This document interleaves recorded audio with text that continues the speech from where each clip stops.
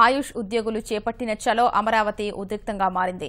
వేతన బకాయిలు తక్షణమే చెల్లించాలని డిమాండ్ చేస్తూ 2 రోజులుగా దీక్షలు చేస్తున్న ఆయుష్ ఉద్యోగులు అమరావతి సచివాలయ ముట్టడికి సిద్దమయ్యారు.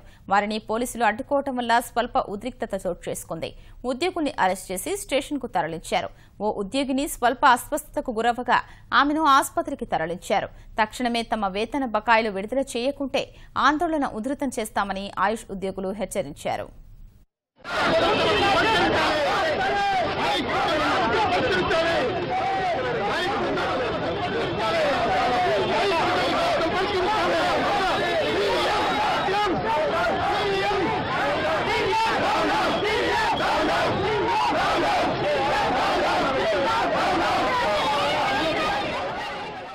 ప్రతి ఒక్కరూ కూడా అందరూ ఈ జాబ్ మీదే డిపెండ్ అయి బ్రతుకుతున్నాం.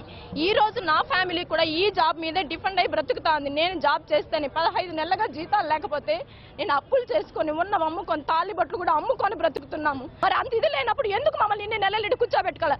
2 నెలలుగా ఆడవాళ్ళు మగవాళ్ళు కలిసి ఇక్కడ కూర్చొని రాత్రి బౌళ్ళు తిండి నీళ్ళు లేక కాసుకొని కూర్చోండి. ఒక్కరైనా అందరూ ఓట్లు అడుక్కునే దానికి వస్తారు కదా. ఈ రోజు చచ్చిపోతుంటే ఒక్క అధికారి కూడా రాలేదు కదా. మరి ఎందుకు రాలేదు?